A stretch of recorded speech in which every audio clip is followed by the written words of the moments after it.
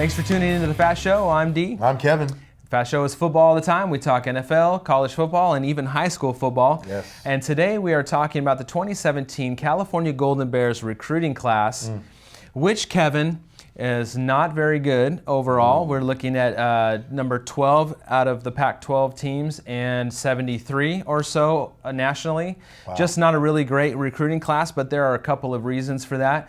But before we get into that, let's talk a little bit about how they did last year. Well, looking at the resume of what Sonny Dykes, Sonny Dykes era with the Cal Golden Bears, he was there for about 3 to 4 seasons, and really this was a hire that was really to install a high caliber offense to put points up on the board as of what his predecessor Jeff Tedford was in doing. We see that in 2016 they were 5-7 overall, 3-6 in the Pac-12. And so again, Fourth in the Pac-12 North. Fourth in the Pac-12 North. Yeah. And so again, that's again for a Sonny Dykes team that this was his last year as being the coach. Again, the athletic department, I'm sure, was hoping for more wins. They didn't go to a bowl game last year. So again, something for that program to turn around. Again, you're losing, of course, your quarterback who went to the Rams, number 1, Jared Goff. So again, you're starting from scratch. Your foundation is starting from scratch. So that brings in our head coach for the first time. Right. So and this is one of the reasons why we feel that their recruiting class wasn't really very splashy at all, and that's because you have a switch, a changeover, a new era in coaching for the Cal Golden Bears, which is Justin Wilcox coming in. Right. This is a coach that's been a defensive coordinator for several years, coming from Wisconsin, and then before that even stops in Tennessee, right. University of Washington, and starting out at Boise State. Sure. So nice resume. Nice resume. Nice resume as a coordinator. Yeah, coordinator, first-time head coach. Right. He's 40 years old, so he's pretty young. Right. Coming out of the University of Oregon, the Ducks played defense there. Actually came there as a quarterback. Interesting. Realized he wasn't going to get very much playing time there, and then switched to defense. Was really a pretty good defensive player. Right. Ended up getting a tryout with the Washington Redskins. Didn't actually make the team, but ever since then has pretty much been finding his way in the coaching ranks. Went back to college to coach, and so I like the fact that, again, as a first-time head coach, this is a coach that's assembled a coaching staff that's had experience. And I think as a head coach, when you're first coming into that, there's a lot of decision making that's involved, a lot of decisions that he's going to be making as a head coach. So to have that experience around you, those ones can work with you. And really, you look at the experience that they bring in a guy like Steve Greatwood, who was an offensive line coach at Oregon. So again, some of that Oregon ties that Justin has with Steve Greatwood. So a familiarity when it comes to having that coaching staff there to provide some kind of insight for him. And then looking at also too, when we're gonna talk about recruiting, when you see Justin Wilcox being able to be a coordinator in some of those, again, I referenced it always as a pipeline in the SEC, in the Pac-12 with Washington, and also to that of Wisconsin in the Big Ten. So you have these places that he's been at to where he can possibly utilize that. Maybe not his first year, but eventually grow those pipelines. Well, and you do want to give a new head coach at least 3 to 4 years to see, Very because true. Again, you're dealing with other people's recruits. You are. Previous to you, and so this first year he's got a class coming in. Again, you had a turnover, so Sure. you're looking at players that kind of shied away, I think, from the Cal Golden Bears. Number one is Justin Wilcox, probably not that well known. No. It's not a splashy hire. It's not something that's going to garner a lot of attention. But again, you've got a solid head coach, and this was a safe pick for the Cal Golden Bears. You're looking at a defensive-minded coach, been a defensive coordinator for several years now, coming in. And there isn't a lot of expectation here. There is, and not by the athletic department. And I think the thing is, too, is you look at some of the, again, I always go back to the previous hires, because it's somewhat of a pattern of what the athletic department is choosing. You look at Jeff Tedford being a one-time assistant offensive coordinator to Mike Bellotti at Oregon. So he would provide some splash because, again, offensive coordinators at Oregon were putting up some points. So obviously you could see why the Cal Bears would go with that. And then Sonny Dykes, his history that he's had within the offenses and defenses and having some of those ties in some of those other conferences of a reason why they would hire that person and bring him into the fold at Cal to provide some of that experience. And so really when you look at now with Justin Wilcox, it's now no experience at head coach, but how many times have we seen really a defensive coordinator in a head coaching position? We don't see that a lot. We see a lot of offensive coordinators in there because, again, providing the offensive firepower. But it should be interesting to see what they do with Justin. Well, and they've had a focus for the last few years, like you mentioned, on offense.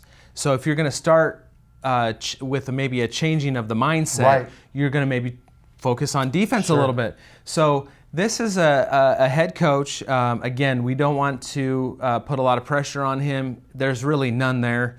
But you give him 3 or so years to see what he's got. What is there to lose? And so You can only go up from you here. can only go up from here. I mean, they were 5-7 last year overall, and only 3-6 in conference. And you know, some of those wins were pretty decent wins. One was against Oregon. Now Oregon had a down year, but you're looking at Cal Golden Bears that are really on the way up. But before they do that, they're going to have to take a step back. I don't think, you know, with what's been happening with the changeover and with the recruiting class, I don't really expect them, Kevin, to make their way forward yet. They're going to probably take a step back, maybe 2 to 4 wins this next year. How do you see them? I see really a lot of growing pains when we talk about Cal.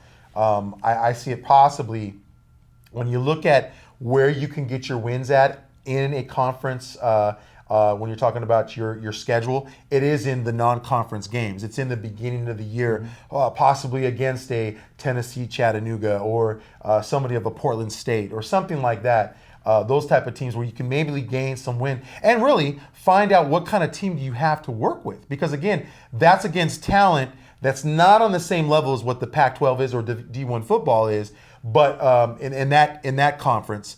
But again, you're finding out what your team is made of. So really, Justin has to find out what he has in the cupboard, what he has there, and then what he can build upon and see where are the needs I need to focus on so I can compete in the Pac-12.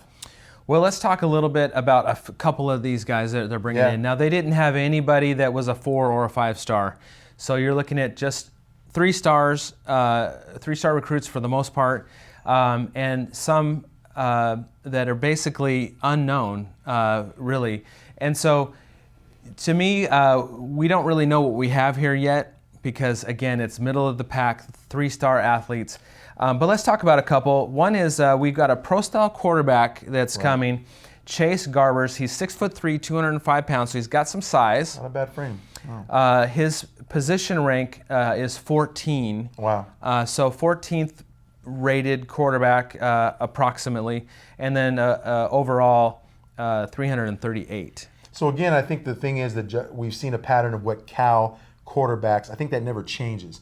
I think you have a Cal quarterback that, again, if you bring in the fold as a recruit, this person's got to have an arm. He's got to have an arm to be able to deliver the ball and provide, depending on what Justin Wilcox, which we kind of don't have an idea yet of what he wants to run the offense. He's going to run a spread offense, which a lot of Pac-12 teams are doing, or is it a pro-style type offense? So again, we'll see what kind of mix he'll put together. But again, I think the emphasis will be on how that quarterback's arm is, and is he able to be a little bit mobile. Mm-hmm.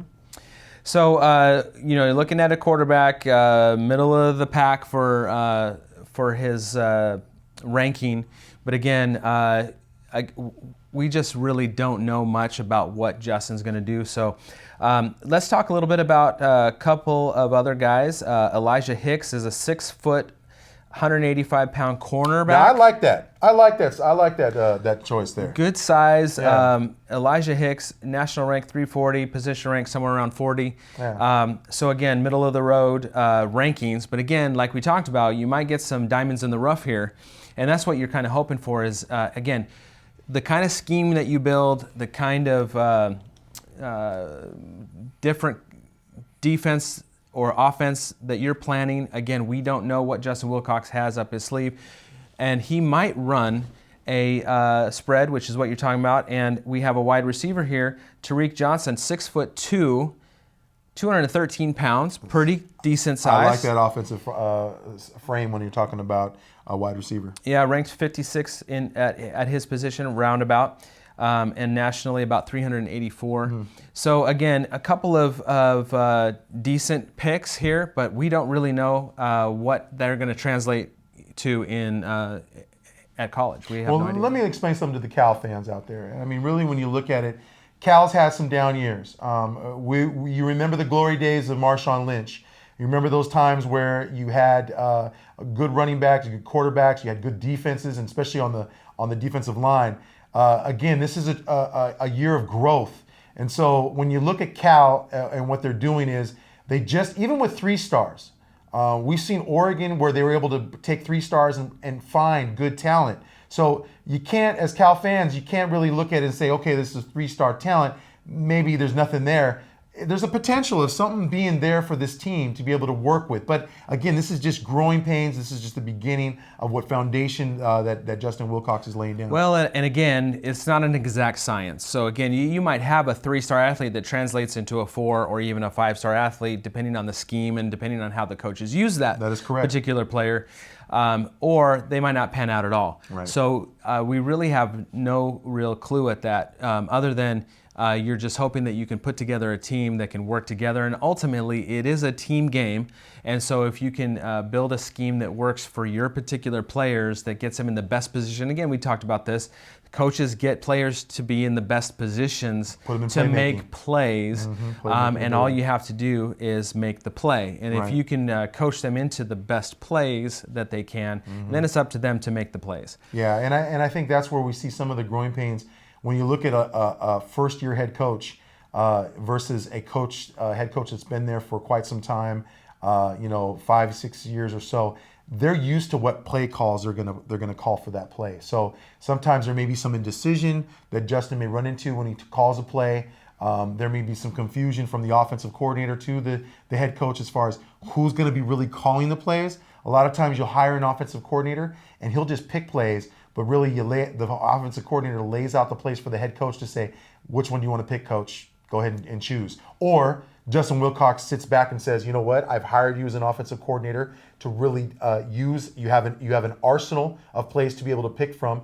Go ahead and call the play. See what you see on the field, and also taking a look at where that offensive coordinator is going to be at when he calls those plays in the game. Is he going to be up in the box, or is it going to be something where he's on the field? Because a lot of that has been said. How is the defense playing the offense? A lot of times, offensive coordinators like to be up in the box so that way they can see what that defense is running, so they can call the right play. So we're not expecting a lot out of Justin Wilcox's Golden Bears. I say 2-win season, I think at best. Possibly the non-conference games is what Cal has in their and they pocket. might have a good shot at a couple of the lower-tiered Pac-12 teams. So I'm saying 4 at the best and so they are going to take a step back, I believe. And we need to give Justin Wilcox a couple years before we really find out what he's going to do. I mean, three years is pretty average to find out if he's going to make it or if you're going to go another direction. So give him three years, Golden Bear fans. Give him 3 years and see what he's got. Just have fun, go to the games, but don't expect a whole lot.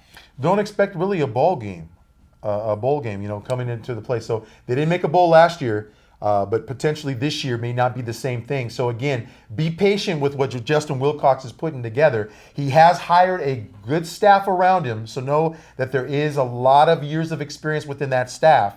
So Justin Wilcox is not. He is very studious. And again, I think as a first-year head coach, he's going to have some growing pains. He's going to learn, but you have to be patient with him in that process. Yeah, so this has been the FATT Show. I'm Dee. I'm Kevin. And we're going to see you next time. See you next time. Dude. Let's get out of here.